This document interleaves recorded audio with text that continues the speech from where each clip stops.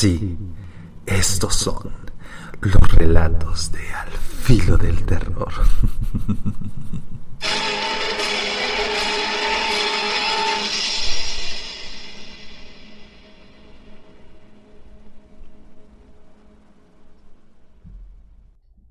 Claro que sí, muy buenas noches. Así comenzamos con una cara triste y feliz. Los relatos de Al Filo del Terror en estas noches de misterio y de suspenso.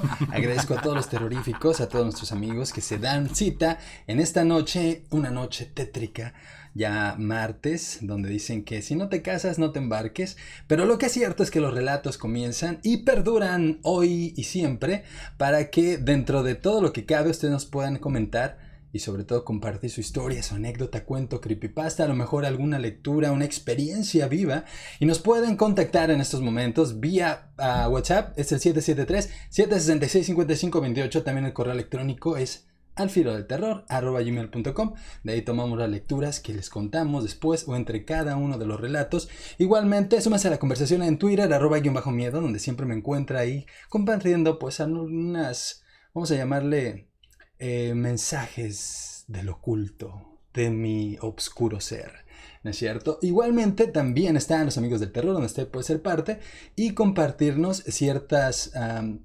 pues puede compartir lo que quiera. Ahí está el grupo de los amigos del terror. Lo único que sí no es pornografía y sobre todo que tenga un poquito de respeto por los comentarios y las ideas de los demás. Igualmente a todos los que hacen parte en esta transmisión les agradezco que estén pues en esta noche. Igualmente reiterándoles que si buscan el compartir o abrir portales, jugar a la ouija y que aquí yo empiece a poseerme del demonio, es otro tipo de contenido. No esperes sugestionarte, tener miedo tétrico, que no puedas dormir, que en la noche llegue el fantasma, el muerto, el espectro y sobre todo esas entidades del bajo astral para que te coman el espíritu y ya no amanezcas mañana. No, definitivamente abandona el canal. Esta es una hora, después de una hora, para compartir nada más la penumbra de esta oscurecer, de este anochecer y sobre todo de que te hagas parte. Y si te gusta pues tener algo pleno, misterios y algo más que te estaré compartiendo hoy, estos son los relatos de terror. Y compartiendo en esta noche, vamos a saludar a los terroríficos, como siempre cada noche. No he compartido, de veras, hoy se me olvidó, así que a ver quién se pone. Está con todo y todo, está nuestra amiga Alo Cuevas. Saludos por allá, Alo Cuevas en Tampico, Tamaulipas. También está nuestra amiga Anaí en Hidalgo, Eduardo Floirán en Guatemala. Y déjenme ver si tengo algún problema de... No, estamos bien. Eduardo Floirán, perdón, por aquí estaba viendo en la página de Facebook. ¿Dónde está? Eduardo Floirán en Guatemala. También Carlos Eduardo González, allá en el Estado de México, en Toluca. De hecho, Cristian Mo en Campeche. Muy buenas y bienvenido. Gracias. Javier Iturriaga, el Estado de México. Y a nuestros amigos de Puebla, Michael Zamorano. También está Eric Atondo de Puebla y Isaac de la Cruz. Saludos por allá Jesús Torres, el Estado de México. También estaba esta tarde compartiendo una historia a través del correo electrónico nuestro amigo Josué desde El Salvador. No sé si recuerdan esas historias que nos compartió hace tiempo. Igual Reyes Pernalete Lío, saludos hasta Venezuela. Saludos también por allá a nuestro amigo Chepe Padilla hasta Guanajuato. Igual a nuestras amigas de el West Coast, como es Susi Galán, también Patricia Tolentino y nuestra amiga de derecho tenemos una lectura también de nuestra amiga Patricia Tolentino en San Antonio, Texas. Igualmente a nuestra amiga Kira Santisanti, saludos, por ahí no lo he encontrado. Pero bueno, sin más ni más, compartimos en esta, ya me están llegando los mensajes, los relatos de Al Filo del Terror en estas noches de miedo y suspenso. Muy buenas noches. Al Filo del Terror. Espero hoy sí puedas escuchar mi audio. Estaba pendiente. Mira, nada más te quiero relatar lo siguiente. Yo actualmente trabajo en una escuela. Han sucedido muchas cosas ahí en esa escuela que pues he ido descubriendo. Tengo 3 años aproximadamente trabajando ahí. Antes de cumplir el año, haz de cuenta que yo ya presentía cosas, porque yo sentía que me observaban, sentía que me seguían, veía sombras, Entonces yo lo comunicaba, pero pues nadie me creía. Entonces pues un buen día, terminando mis labores, ya venía bajando yo las escaleras, traía mi cubeta de agua, mi trapeador. Como te digo, soy conserje y trabajo como conserje y mantenimiento en esa escuela. Entonces ya venía bajando ya casi a la planta baja y haz de cuenta en el último escalón, ya de ir bajando, sentí un empujón muy fuerte. Entonces lo que pasa, aviento la cubeta, me recargo en un muro y no caí porque alcancé a poner mis reflejos. Pero sí se me torció mi tobillo, entonces pues yo lo comenté, ¿verdad?, a mi jefe inmediato. Y nadie me quiso creer. Entonces los he dejado. No me han querido creer y hace como un mes se dio el caso de que la prefecta subió hasta el tercer piso y ella escuchó claramente que le hablaron en el oído. A lo cual baja rápido y me dice, oiga, ¿usted me habló por radio? Le digo, no. Entonces se fija ella y ve que no trae ni siquiera el radio, porque utilizamos radios para comunicarnos. Entonces le digo, no, yo no le hablé. Dice, ay, Dios mío, ni siquiera radio traigo. Perdón. Le digo, no se preocupe. Sucedió eso y luego ya después los alumnos llegan pues a las 7, antes de las 7 y todavía está oscuro. Siempre llegan y yo les digo, espérense, no suba uno solo, suban en bola para que se hagan compañía. Pues un muchachito rebelde nunca me quiso hacer caso. En una ocasión subió él solo. Antes de subir yo le dije, oye, ¿vas a subir tú solo? Me dice, sí, no pasa nada. Ah, ok. Entonces el muchacho sube y a los menos de 5 minutos ya lo tenía otra vez abajo. Pero ya lo tenía ahí todo pálido, amarillo, sudando, la boca seca. Entonces le digo, ¿qué pasó? Dice, es que vi unas sombras allá arriba, y sentí muy feo, me dio mucho escalofrío y sentí miedo. Le dije, te estoy diciendo que no subas tú solo. Yo ya sé lo que se siente estar solo allá arriba. Se dio ese otro caso. Sucede el siguiente caso, que al lado la vecina, ahí hay una escuela de manejo. Entonces, al otro día yo llego a hacer mis labores, salgo a barrer la calle. Entonces me encuentra la señora, la vecina, y me dice, oiga, le quiero pedir un favor, Carlos. Le digo, sí, a sus órdenes. Nada más le pido de favor que por las noches no me haga ruidos, no aviente las bancas, no cierre tan fuerte las ventanas, porque pues yo estoy durmiendo y me despierta cuando avienta usted las cosas y yo tengo que pararme temprano a trabajar. Entonces le digo, no señora, discúlpeme, yo en ningún momento he hecho eso. Le digo, yo es más, yo salgo de trabajar a las 5 de la tarde, más tardar, me voy directo a mi casa. Me dice, entonces usted no duerme aquí. Le digo, no señora. Le digo, no señora, yo no duermo aquí, yo me voy a mi casa. Entonces me dice, es que yo vi 2 sombras, una sombra de un hombre alto, así de su tamaño, y otra sombra pequeña. Le digo, no, pues no señora, no, yo no soy. Entonces también la señora se sorprende, me dice, Ave María Purísima, dice, entonces le digo, no, pues no sé señora. Entonces yo le platiqué de todo lo que me ha sucedido a mí. Dice, no invente, Carlos. Le digo, sí. Me dice, ¿cómo sigue usted aquí? Le digo, pues es que tengo la necesidad de trabajar, no puedo dejar mi trabajo. Y varios sucesos han pasado en esa escuela, que inclusive hay diplomados a veces en la tarde, como a las 7 de la noche, y se han ido de las clases porque ven las sombras en los baños de mujeres, de hombres, y prefieren irse porque se espantan. Abajo en oficinas se queda una persona nada más de guardia. Esta persona tiene apenas como 5 meses que llegó. Ya ha sucedido antes esto que te voy a decir. Este muchacho dice que le avientan las puertas, las abren, las cierran, las empujan. se oye que abren los barandales. Entonces dice, pues yo me asomo y pues sí me espanto, dice, yo no veo nada. Ya hasta estoy temiendo mejor irme de aquí porque ya estoy muy espantado. Le digo, no, pues tranquilo, le digo, no pasa nada, nomás pues ponte a rezar y no sucede nada. Entonces, pues, te digo, pasan muchas cosas ahí y pues ya fue un sacerdote a bendecir la escuela, pero fíjate que me gustaría que alguien que de veras supiera de eso, alguien que sea evidente, que vea qué es lo que hay, me gustaría que fuera alguien para que checara la energía que se siente ahí, la fuerza. A partir de las 5 de la tarde empieza todo el circo, así que como dicen,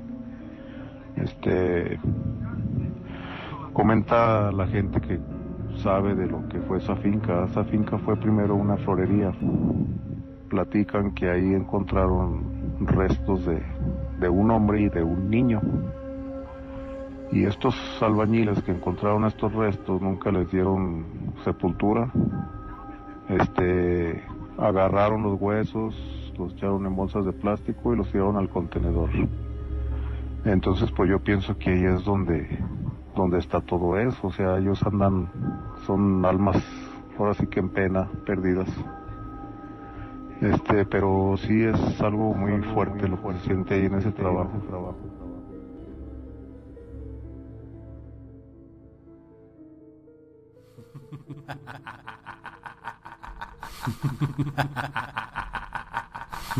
Claro que sí, son los relatos de Al Filo del Terror en esta noche de miedo y suspenso. Y que no le agarre el muerto, como dice Carlos. Creamos, o más bien creemos en situaciones inesperadas, donde se dan este tipo de entidades extrañas. Y los relatos siguen. Recuerda que también tu historia puede contarse a través del correo electrónico. Mándanos tu lectura, tu creepypasta, tu cuento, y como nuestro amigo Josué Verdugo de El Salvador nos manda su historia así. Viajaba por las carreteras con mi tío. Nos había agarrado la noche y vi a lo lejos unas lucecitas que bailaban con el viento y pregunté: oye tío, ¿y esas luces qué son? Lo que me contestó que indicaba que alguien había sido sembrado. ¿Alguien ha sido sembrado? ¿Cómo? ¿A qué te refieres? Mira, Beto, lo que me quiero dar a entender es de que alguien fue asesinado y suelen colocar esos nichos en las que arden velas día y noche, también conocidos como cenofetos. Ah, de esos que parecen que dan miedo, son tétricos, ¿verdad? Claro que dan miedo, pues ahí o por ahí rondan las almas del camino, que son los espíritus que pertenecen a los muertos de los caminos que aparecen en todos los lugares donde ha sufrido una trágica muerte, tanto accidentes automovilísticos o por ser un ultimado en sitio solitario. Sus almas quedan penando. Ay tío, pues la verdad que miedo, la verdad muy tenebroso. Ay, está medio escalofríos en todo el cuerpo. Ven, vamos a bajarnos. ¿Y para qué? Siempre lo hago, es de costumbre entre los devotos hacer este pequeño oración en las capillitas. Esa manera de darle respeto, y se hacen prendiéndose las velas y rezando y rogando porque pese a que Dios, por el deceso de las ánimas, también existe la devoción o respeto a la cruz donde se levantan las víctimas. Es para que no penen con las ánimas errantes y que se refugien en la luz, trasciendan y descansen en paz. También es para protección de nosotros que viajamos durante la noche. Se detienen los viajeros a encender velas y en agradecimiento dejan colgadas ofrendas, estampas, medallas, rosarios. ¿Y por qué, si les rezan y les hacen sus misas y los entierran en los panteones, por qué siguen las personas rondando? ¿Por qué? Bueno, son por siempre almas en pena. Unos pasean tranquilos, otros te piden luz, oración, pero hay los que te asustan y que quieren que les acompañes. Por eso se les aparecen a los conductores solitarios, para luego dejar a esa persona sumida en la oscuridad y sin darse cuenta, se encuentran a la puerta del panteón donde están enterrados sus huesos.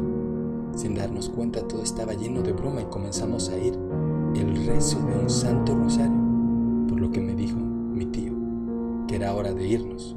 Subí más rápido, pues lo curioso, así que volteé la vista atrás y me di cuenta que estábamos no solos, pues había un montón de gente enfrente al cenofeto, donde se veían las ánimas que rondaban en esa noche. Y esta historia es de nuestro amigo Josué Verdugo del Salvador, y pues como él, digo, nos puede mandar su historia y se la contamos aquí, igualmente los saludos. En estos momentos seguimos ahí en el Facebook, donde está Lupita Mendoza, muy buenas noches. También Hayes Ferry dice muchas buenas noches. León García, también está por ahí Froilán Roberto. Y nuestro amigo Eduardo Verdugo. Saludos también por allá en el Twitter a nuestra amiga Tani y también a Carmen, que se hacen parte de la conversación en Twitter, @miedo. Y también está Jacibe en el correo electrónico, nos mandó una historia. Pero bueno, algo que les quería contar esta noche es algo que no tiene que ver con fantasmas, pero sí con algo allegado. Y es que descubrieron un misterio en este lago muy especial. Y ya habían hecho pues hallazgos anteriormente, pero ahora descubrieron por sí solo la razón de este lugar. Les llamo del lago que se llama Ruphan, el lago helado, que pues escupe supuestamente restos humanos cada año. Algunos huesos y restos encontrados en este lago. Hay sobre todo ciertas, pues llamémosle, algo que no es diferente o fuera del normal encontrar un lago en todas las partes del mundo. Sabemos que en el planeta pues existen centenares, ¿no?, de este tipo de contenciones de agua de todos tipos, delgados, largos, a lo mejor amazónicos, etcétera, etcétera, y que al igual que la temporada del clima, estos tipos de lagos tienden pues a congelarse, a bajar su nivel de aguas caudalosas, y los que se congelan, obviamente a la llegada del verano, al final de la primavera, pues se descongelan. Pero en este lago en especial emergen huesos o restos que uno se ha de preguntar, pues es normal, si este lago se congela, todas pues las especies que habitan dentro de él también se congelarían y morirían, y por esto a la hora de derretirse pues se podrían ver a ciertos cadáveres de animales que están pues flotando a las orillas de estos lugares. Pero en este lugar, en especial, emergen cientos de restos de personas. Durante todo el tiempo, les digo, el primer hallazgo fue en 1842, cuando un viajero pasa por ese lago y se da cuenta de que en las orillas del lago había muchos restos de personas, y corre hacia una, vamos a llamar un consulado, un embassy, ¿cómo se llama? Británica, y ahí es donde pide pues esclarecimiento de lo que está pasando.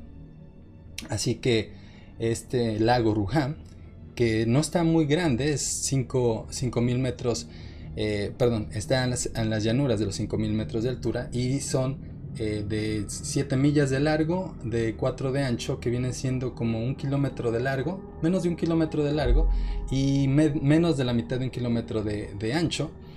Pero se cree que cuando obviamente los rocosos y sobre todo el hielo que se derrite del Himalaya, pues se llega a ocasionar que haya más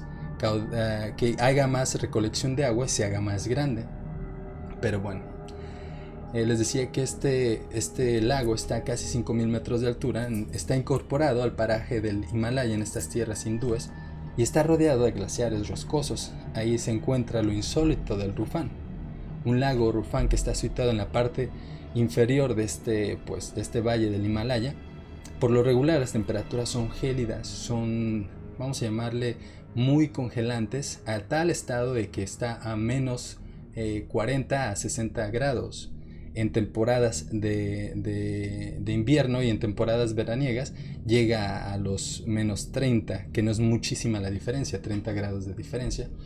Pero bueno, las temperaturas son gélidas y nadie a su sano juicio podría meterse al interior de estas aguas. Por lo regular siempre serían pues congeladas, siempre tendrían cierta pues repudio de las personas, pero al menos solo pasa esto cada 12 años, cuando sí, personas dentro de un ritual que pues se celebra en ese mismo lugar por los mismos acontecimientos que pasaron, se sumergen en estas congeladas aguas. Pero ya les contaré. Una de las cosas que tratan de analizar es cuál es la razón de estos restos. Y no les hablo de restos nada más de unos 30, 40, más de 300 a 400 y hasta dicen que puede haber en excavaciones más de 600 personas que estuvieron, pues que murieron en ese lugar. La razón es que no saben qué tipo de género son, no saben qué tipo de cultura son. Y uno de sus estudios arrojaron de que no nada más son un tipo, sino que son 2 o 3 diferentes civilizaciones. Más adelante les contaré la forma tan extraña de que murieron. Todos murieron masivamente. Algunas personas dicen que ha de haber sido una enfermedad que sucedió, pero suceder en ese lugar a unas temperaturas extremas, en un lugar casi insólito donde no pasa ni siquiera, no hay caminos. Ahora nada más existen ciertas direcciones como puedes viajar por esas, que son por lo regular el clima y la vegetación no existe, y sobre todo que los caminos son rocosos, muy peligrosos, y sobre todo pues las temperaturas. Más adelante les contaré qué es lo que pasó con el primer estudio y ahora que se hace el segundo y el tercer estudio, donde arroja la verdad, y es insólito y me quedé con la boca abierta de lo que pasa. Pero sigamos con los relatos en estas noches de miedo, suspenso y terror en Al Filo del Terror. Mi mamá tenía un primo muy allegado a ella. Entonces ellos se hablaban muy bien y todo. Un día en especial eran las 6 de la mañana porque me despertaba a esa hora para irme al colegio. Entonces mi mamá, escuché yo que tocaron la puerta y nada más escuché que mi mamá abrió la puerta y saludó porque mi recámara es la que da a la puerta principal. Y yo nada más escuché que mi mamá dijo: Benjamín, ¿cómo has estado? Ya, le dijo, ya, me saludó, y escuché la voz de la persona. No, pues aquí estoy contigo, chacha, porque ella le decía chacha de cariño. No, pues aquí estoy, chacha, vine a saludarte. Pero tan temprano, pásale, ándale. Ya escuché que se pasaron. Entonces los escuché que se fueron a la cocina. Se fueron a la cocina y estaban platicando. Entonces en eso ya yo vi el reloj, que eran las 6:20, y mi mamá y se arrimaron otra vez a la puerta y se despidieron. Y yo nomás escuché que le dijo, chacha, pues ya me voy. Dijo, ¿a dónde vas, Benjamín? Dice, voy a un lugar muy muy lejano. Dice, no sé cuánto tiempo nos volvamos a ver. Pero mi mamá pensó que bromeaba. Y le dijo, ay, Benjamín, dice, al rato vienes, porque él viajaba mucho a Estados Unidos. Entonces, ya nomás escuché que se despidieron, una carcajada de uno y del otro, y se fue. Eran alrededor de las 6:25. Entonces, ya cuando yo vi el reloj, ya dije, ya se me está haciendo tarde para irme a la escuela, al colegio. Me metí a bañar, apenas me iba a meter a bañar, cuando escuché que tocaron la puerta, pero fuerte, efusivamente, así como de, ábrame. Y sí, me quedé así de que, pues, se acaba de ir el primo de mi mamá a las 6:30 de la mañana y vienen y tocan, y me solté y me asusté. Llegué, abrí la puerta y era la hija de este señor, de Benjamín. Y abrazó a mi mamá llorando y así muy triste, y le dijo, socorro. Dijo, ¿qué pasó, hija? ¿Por qué lloras? ¿Qué tienes? Dice, es que mi papá falleció a las 6 de la mañana. Le dio un paro cardíaco. Le dijo, Lupe, tu papá acaba de estar aquí conmigo. Dijo, no, él falleció a las 6 de la mañana. Entonces, él se quería tanto con mi mamá que fue a despedirse de ella. Y yo, pues, o sea, ya fue un recuerdo de hace años que yo todavía lo traigo presente, porque nosotros éramos muy unidos con esa familia. Éramos muy unidos. A partir de la muerte de él, pues sí hubo un distanciamiento entre las dos familias, pero, o sea, sí, lo que yo vengo es que él fue a despedirse de mi mamá. Entonces sí fue algo muy muy bonito de parte de él, que él falleció a las 6 de la mañana y estuvo con mi mamá a las 6:10, de 6:10 a 6:30.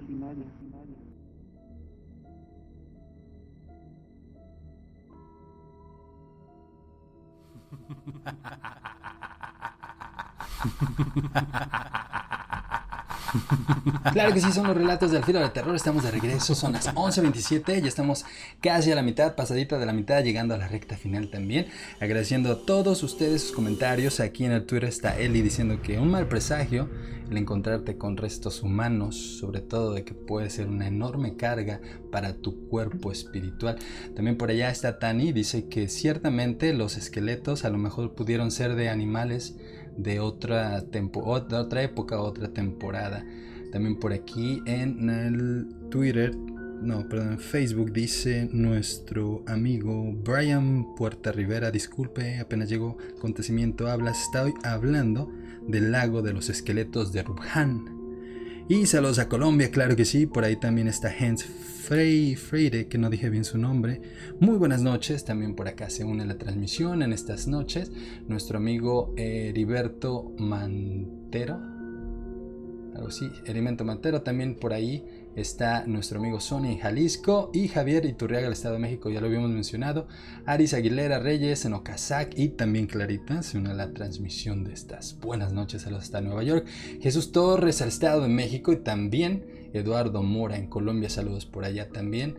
A Wendy Ibáñez en Tijuana. Pero bueno, seguimos con los relatos, las historias y sobre todo sus lecturas, que las pueden hacer llegar a través del correo electrónico al Filo del Terror. Y recuerden que en 15 de cada mes los comodines y los boletos gratis para el cine. Así que a participar si quieren ganar esos boletos que son atraídos por ustedes o auspiciados, ya parece comercial, a través de Tu Onda Latina. Mañana 19 Centro, a través de Tu Onda Latina estamos en dosis extra. Regresamos a las 11 de la noche aquí en los relatos y la historia dice así. En el pueblo fue un momento muy mencionada la muerte de un bebé de escasos meses de edad, ya que murió en su cuna supuestamente asfixiado. Pero entre las mujeres del pueblo se decía que en realidad se lo había chupado la bruja. Se relataban detalles de tales como que a previa muerte había quienes notaban la presencia de sombras moverse en las inmediaciones. Algunos decían que habían visto un enorme guajolote trepado por los techos de las casas en cuestión. Hasta luces que parecían verse de noche descender desde el cerro todos los días antecedieron a la muerte de este infante. Mi madre, por su parte, había tomado sus providencias colocando frente de las ventanas tijeras abiertas, rosarios, crucifijos en las cabeceras de la cama y hasta en las cabezas de ajos colocó en la puerta de la entrada. Sin embargo, en las puertas colocaba ciertos alfileres al revés. Por todos lados, en las esquinas, utilizaba la sal. Pasó una semana después del novenario del vecinito y todo parecía haber regresado a la normalidad. Fue entonces cuando cierta noche, mientras terminábamos de cenar, mis hermanos, mi madre y, como siempre, nuestro perro, al cual que se encontraba debajo de la mesa en espera de las consabidas trozos de pan o de tortilla que de manera furtiva le pasábamos con disimulo que mamá no se diera cuenta. Así que terminábamos llevando los platos al fregadero y fue cuando se oyeron tocar la puerta más de 3 veces. Fue en ese momento que todo se desarrolló en fracción de segundos. Yo salté hacia la puerta gritando ¡yo abro!, pensando que era mi padre que regresaba de su trabajo. Sin embargo, fue el grito de mi madre con una voz chillona, entre temerosa y desesperada, que sonó con fuerza diciendo ¡no abras! ¡No abras la puerta!, al mismo tiempo que el perro gruñaba y mostraba sus colmillos y salió desprendido desde debajo de la mesa hasta la puerta, que por desgracia mi mano ya estaba en la perilla y ya la había girado. Fue en ese entonces cuando una fuerza, tal vez el aire o no sé, algo empujó hacia adentro la puerta y al mismo tiempo en que saltó el perro se abalanzó sobre lo que sea que estaba afuera, escuchamos cómo corría el perro alrededor de la casa entre llantos y chillidos. Al mismo tiempo mi madre corría y cerraba las puertas de él, tan solo para poder escuchar los gruñidos, jadeos de la pelea y seguidos un fuerte y largo aullido de dolor que nos estremeció hasta los huesos. Mi primer impulso fue salir a ver qué había pasado. Mi perro, le decía a mi mamá, mi perro, ¿qué pasó con el perro? Parada enfrente de la puerta me dijo, no, y no vamos a salir nadie, por ningún motivo vamos a salir. Fue entonces que algo muy pesado cayó sobre el techo de la lámina de nuestra casa y acto seguido, una horrenda y tenebrosa carcajada se escuchó alejándose y perdiéndose entre la distancia. Mi madre nos abrazó con fuerza y se puso a rezar en voz alta hasta que por fin, llegó mi papá. Encontró un charco de sangre enfrente a la casa y el cuerpo del perro sobre el techo, ya muerto obviamente y con el cuello roto. En cuanto pudimos, mi padre nos llevó a vivir lejos de ahí y nunca más regresamos a ese pueblo. Muchas personas se fueron también después de que nosotros y motivamos a que realmente ese pueblo se convirtiera en un pueblo fantasma. Pasó mucho tiempo, mucho para que volviera a encariñarme con otro perro. Pero ahora que soy adulta y tengo mis propios hijos, sé que los perros nos aman tanto y que nos dan la vida por nosotros. Es por eso que en la actualidad siempre tengo uno para la protección de mi familia. Y agradeciendo obviamente a nuestra amiga Patricia Tolentino que nos haya contado esa historia de terror, de miedo, las brujas, famosas brujas por chuparse a los niños o pues supuestamente esos cordones que supuestamente bajan desde el techo y que son las lenguas de Dios. Pero sigamos con los relatos de terror en estas noches. Estábamos hablando sobre esto muy extraño del lago Buchan. Este lago que pues se escupe ciertos, llamémosle esqueletos, cada temporada después de que se deshiela y que se pueden ver los restos a través de sus aguas cristalinas. Pero, ¿hacía ahí en esos restos o por qué? ¿Qué estaban haciendo ahí? ¿Durante cuánto tiempo estuvieron así? Bueno, durante años, las tribus locales apodaron ese lugar como el Mystery Lake, o el lago misterioso, y junto a ella un enigma o una leyenda que rodeaba y comenzaban a hacer extraños mitos sobre si surgían leyendas, sobre monstruos y también de dioses que desataban toda su furia a cientos de personas o a civilizaciones y culturas enteras. El primer hecho que les había comentado que ocurrió en el 42, ese año llegó a una zona un guardia forestal británico, un hombre llamado Matt Wall, el cual se encontraba unos meses deambulando por el lago y en el deshielo. Entonces pudo apreciar un extraño episodio que en su vida había vivido, y es que de alrededor del Himalaya nunca había visto ninguna persona. Madwell creyó que los huesos que había visto se debían a las muertes de algún pequeño grupo de personas que los había agarrado una helada, una tormenta de nieve y que habían perecido en ese lugar. Así que no le dio importancia. Pasó el tiempo y sin embargo, cuando se deshieló por completo, mostró en el interior de este lago Ruphan algo que no daba crédito a Madwell, que era la persona que pasaba, o vamos a llamar el señor de los bosques o de ese lugar rocoso, y era de que el derretimiento mostraba un valle de muerte, cientos de esqueletos regados por donde sea. Parecía que habría una posibilidad de que había un tipo de matanza o había sido el campo de guerra donde había habido un genocidio total. Pero en ese lugar, hasta esas alturas y en esa zona, cuando se descubrió que no había información disponible sobre los restos, nadie sabía ni de quién pertenecían, ni cuánto tiempo habían estado ahí, ni sobre todo qué es lo que había sucedido. Obviamente la suposición inmediata es suponer que en 1942, a plena guerra mundial, fueron estos restos de soldados japoneses que habían huido a través de la India y que se habían perdido, y se terminaba hasta ahí el misterio y la creencia de que había monstruos o que había dioses que hasta alienígenas llegaron a suponer y que cometían antiguas matanzas donde a quien se atreviera a cruzar por el Himalaya. Pero no, les decía que Durante años, las tribus locales apodaban el lugar como el lago misterioso de Mystery Lake, y junto al enigma siempre rodeaba una amenazadora leyenda donde comenzaba a haber mitos, donde sugerían que había monstruos y una diosa sobre todo que era la diosa no sé si era la diosa era de algo de la naturaleza, pero no tenía que ver con la vida ni alguna fauna en específica, sino que era muy poderosa y su furia había caído en una civilización completa. De hecho, el gobierno pues, británico, después de que Madwell llegó a decirle, ¿saben qué? Hay cientos de pedazos de gente, cuero, puedes ver pedazos de dientes, pelo también y algunos artefactos, hasta joyas muy preciosas y muy raras, pues dieron el pitazo a los británicos, los que pues después de esto, obviamente que empezaron a llevar a unos investigadores, pero eso tardó bastante tiempo.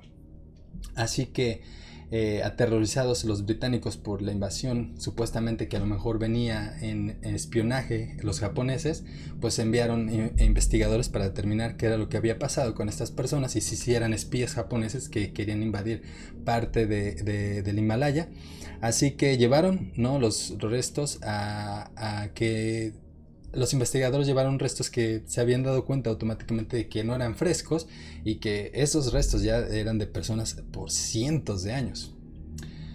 Parecía más bien que como la carne, el pelo y los huesos que habían sido preservados del aire seco por el temporal frío y sobre todo las temperaturas, siempre se encontraron en un estado muy bueno, sobre todo de que se podían ver hasta ciertos rasgos de la piel. También encontraron algunas piezas de madera, puntas de hierro, algunos utensilios que llevaban como vasijas, los zapatos también de cuero que no tenían nada que ver con la nieve ni protección de los pies, y sobre todo que había unos llamámosle como reliquias muy raras y que nadie sabía de qué procedencia o de qué civilización venían. Al cierto punto de que nadie podría determinar exactamente qué es lo que pasaba ahí ni cuál era su origen, pero sí cada vez que en cada temporada que se descongelaba el lago por las temperaturas gélidas y obviamente por la temporada de invierno, pues dejaba ver más y más personas o más restos óseos de algunas personas que habían pasado o se habían convocado ahí. Muchísimas personas pensaron que eran este tipo de cuando hubo la masiva inmigración de culturas de europeos con asiáticos del Medio Oriente con África, etcétera, etcétera, que a lo mejor había habido pues una contención de culturas que eran enemigas y pues había dado una guerra en ese lugar y se habían desollado, descuartizado, etcétera, etcétera, y habían perecido ahí. Así que comenzaron a surgir nuevas teorías, algunas posibles, diciendo que era una epidemia, que había habido una enfermedad que había causado pues que todo el deceso masivo. Pero ¿cómo podía pasar algo así? A una temperatura tan alta, que les decía que había temporadas donde llegaba hasta los 60 menos cero o bajo cero.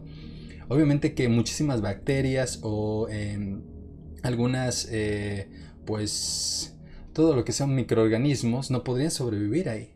Entonces la enfermedad quedaba descartada, pero después de ahí se dieron cuenta de que a lo mejor había sido un culto religioso y dijeron a matarnos en masa como lo han hecho.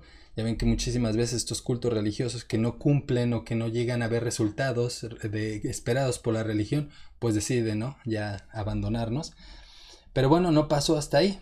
Así que también decían de este tipo de suicidio grupal en forma de ritual que ya en ciertos años, etcétera, etcétera. Pero no, ninguna de estas hipótesis acertaba. Y lo cierto es que pasaban muchísimos años sin que nadie fuera capaz pues de arrojar a la luz el misterio del Rouham, que hasta el 2004 y luego hasta el 2010, donde les digo qué pasó después del último relato, ya para despedirnos en los relatos de Al Filo del Terror, en estas noches de miedo, suspenso y también misterio. Buenas noches.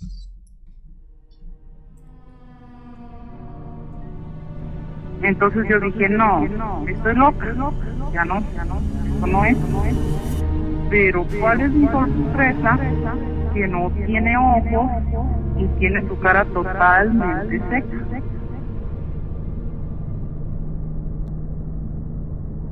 Mira, yo soy de una ranchería, esto me pasó hace casi 10 años. Entonces, mira, yo hace 10 años tenía como 17. Y es en el tiempo típico, ya ves que uno que anda de novio y que no sé qué, y que así. Entonces yo tenía un novio y hablábamos a veces hasta muy altas horas de la noche. Y recuerdo que ese día estaba yo fuera de mi casa y me estaba hablando mi papá de ya métete. Y yo, no, sí, ahí voy. Y ahí voy, y ahí voy, y ahí voy. Y el chiste es que se me hizo la 1 de la mañana afuera. Y ese día recuerdo que estaba la luna así bien bonita, como ya nunca jamás la he vuelto a ver, que alumbraba bastante. Entonces estaba yo recargada cerca de una tapiecita que está cerca de mi casa, que da rumbo a la nopalera que tenemos aquí. Entonces volteo, porque siento la necesidad de voltear, y veo como si estuviera un niño como entre 3 y 4 años sentado, como si estuviera haciendo del baño, con sus manitas cruzadas y su cara volteada hacia el lado izquierdo, hacia su lado izquierdo. Entonces yo dije, no, estoy loca, ya no, eso no es. Pero me quedo con la sensación y vuelvo a voltear otra vez. Entonces cuando volteo, él voltea y se para. Pero ¿cuál es mi sorpresa? Que no tiene ojos y tiene su cara totalmente seca. Entonces yo corro a donde por ahí teníamos un lavadero y lo miro así todo y veo que él me sigue, pues no te puedo decir que me miraba, pues ¿con qué? Pero me sigue, o sea, hacia donde yo me movía, él movía su cabeza y todo. Y no, fue el susto de mi vida, pero lo que se me hace curioso es que desde allí, desde entonces, ¿cómo me va mal? Para todo. Y yo no sé qué sea, pero yo salgo, o por ejemplo estoy ahorita aquí afuera de mi casa en el patio y yo siempre siento mucho miedo, como si alguien me mirara, ¿me entiendes? Como si alguien estuviera ahí esperándome.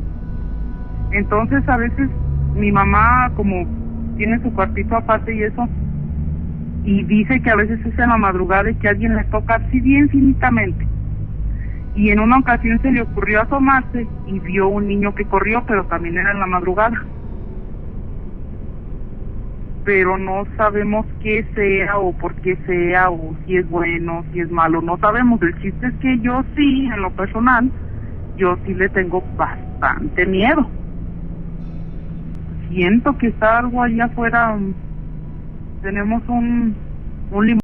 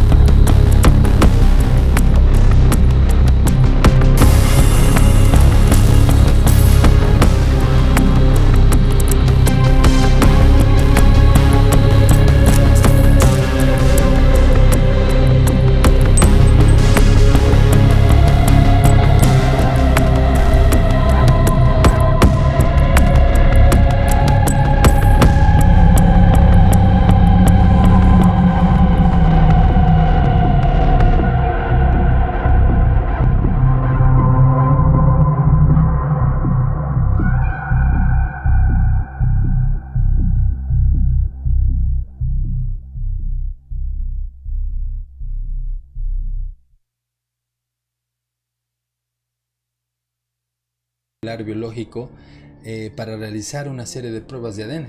Las muestras fueron enviadas a una de las unidades de radiocarbono, un acelerador radiocarbono de la Universidad de Oxford, para que llevara a cabo las detonaciones